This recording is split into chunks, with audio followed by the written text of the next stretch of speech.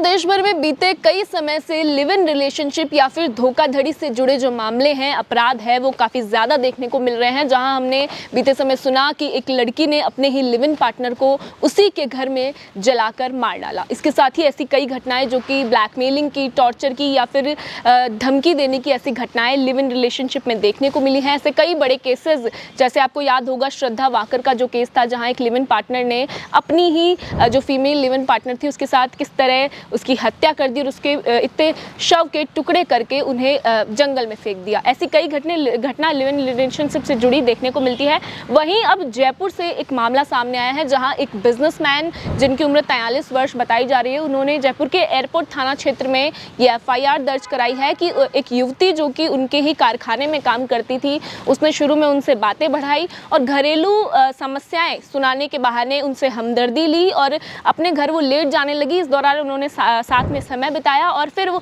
जो युवती है वो बिजनेसमैन के सामने शादी का प्रस्ताव रखती है। हालांकि बिजनेसमैन का कहना है कि क्योंकि वो पहले से शादीशुदा है तो वो इस प्रस्ताव को ठुकरा देते हैं, लेकिन इसके बाद युवती बार बार उनसे दबाव डालती है और ये दबाव डालकर वो लिव इन रिलेशनशिप के डॉक्यूमेंट बनवा लेती है और उनसे सहमति भी ले लेती है। इसके साथ ही जो बिजनेसमैन ने उन्होंने आरोप लगाए हैं कि इस दौरान लिव इन रिलेशन के समय के दौरान युवती ने उनसे 3 लाख रुपए अलग अलग ज़रूरत का बहाना बनाकर ऐंठे और इसके बाद जब बिजनेसमैन को इस चीज़ का एहसास हुआ कि उनके साथ ठगी हो रही है या उनसे पैसे लूटे जा रहे हैं, तो जब उन्होंने पैसे देने से मना किया होगा तो युवती 9 नवंबर को उन्हें अपने घर मिलने के लिए बुलाती है और जब बिजनेसमैन जाते हैं तो बिजनेसमैन ने कहा कि उस दौरान युवती उन्हें 8 से 10 लड़कों के साथ वहां मिली। उन लड़कों ने पहले बिजनेसमैन के साथ हाथापाई की और उनसे उनका फ़ोन छीन लिया तलाशी लेकर। इसके बाद युवती ने उनसे 6 लाख रुपए की मांग रखी और कहा कि अगर ये 6 लाख रुपए बिजनेसमैन ने उसे नहीं दिए तो वो उसे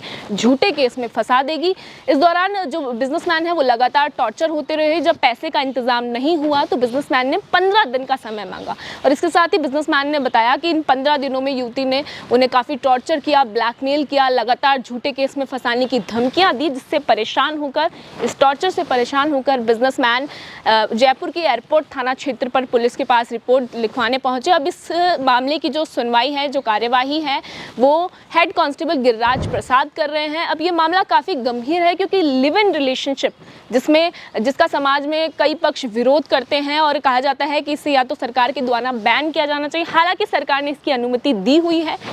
इसको लेकर काफ़ी ज़्यादा बहस छिड़ी होती है। अब लगातार लिव इन रिलेशनशिप से जुड़े कई मामले, कई अपराध देखने को मिलते हैं। ये एक ऐसा मामला था जो हमने आपको बताया, जहां एक बिजनेसमैन को पहले इमोशनली ब्लैकमेल किया गया, उससे हमदर्दी ली गई, उसके बाद ज़बरदस्ती लिव इन रिलेशनशिप के डॉक्यूमेंट बनवाए और फिर जो युवती है वो लगातार उन्हें ब्लैकमेल करती रही और कहती रही कि अगर ये पैसे उन्होंने उन्हें नहीं दिए तो वो उस पर झूठे आरोप लगा देगी। झूठे आरोपी की धमकी उसे लगातार मिलती रही, जिससे परेशान होकर इस बिजनेसमैन ने इसकी रिपोर्ट अब जयपुर के एयरपोर्ट थाना क्षेत्र में लिखवा दी है। अगर आपके आसपास भी, आपके साथ भी इस तरह की कोई घटना हो तो घबराएं नहीं, पुलिस की सहायता लें और कोशिश करें कि ऐसी जो ठगी है इसमें आप ना ही फंसे, इन चीज़ों से दूर ही रहें। बाकी ऐसी ही और खबरों के लिए बने रहिए हमारे चैनल द खटक के साथ।